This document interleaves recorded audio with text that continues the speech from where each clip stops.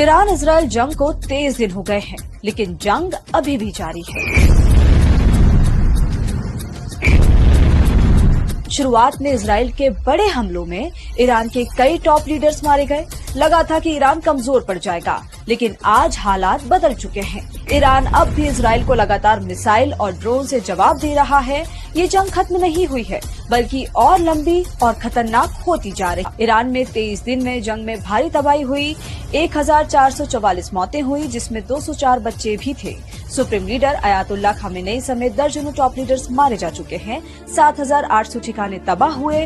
तेल गैस ठिकानों पर हमले से अर्थव्यवस्था को झटका लगा है। दूसरी तरफ जंग में अब तक इजराइल में 18 मौतें और 4000 से ज्यादा लोग घायल हुए हैं और अमेरिका के करीब 3 लाख करोड़ रुपए खर्च हुए हैं। साथ ही 13 अमेरिकी सैनिक मारे गए और 200 घायल हुए।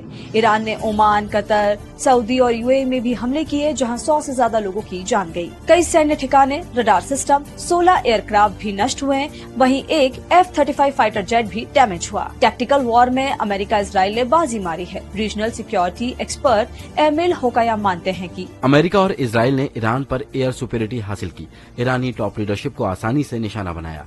ईरान के मिसाइल लॉन्चर्स भी तबाह कर दिए। हालांकि स्ट्रेटेजिकल वॉर में ईरान को बढ़त है। 28 फरवरी के हमले के बाद ट्रम्प और नेतन्याहू ने ईरान जंग को लेकर अपने मकसद स्पष्ट किए थे, जैसे ईरान की इस्लामिक सत्ता हटाना। लेकिन टॉप लीडर्स की मौत के बाद भी नया नेतृत्व सामने आ गया और सिस्टम पहले से ज्यादा आक्रामक हो गया। न्यूक्लियर प्रोग्राम खत्म करना, लेकिन हमलों के बावजूद ईरान के पास संवर्धित यूरेनियम अब भी मौजूद है। रूस के राष्ट्रपति व्लादिमीर पुतिन ने ईरान युद्ध को लेकर चेतावनी दी है।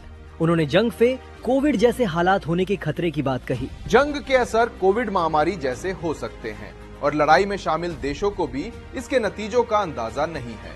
मिडिल ईस्ट में जारी संघर्ष के परिणामों का सटीक अनुमान लगाना मुश्किल है। संघर्ष का असर अंतर्राष्ट्रीय लॉजिस्टिक्स, उत्पादन और सप्लाई चेन पर पड़ रहा है।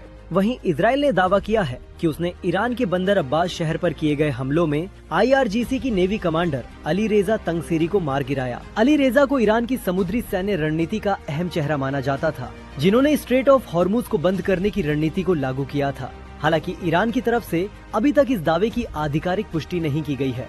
इस बीच ईरान ने हॉर्मुज स्ट्रेट के बाद अब बाब अल मंदेब स्ट्रेट पर हमले की धमकी दी।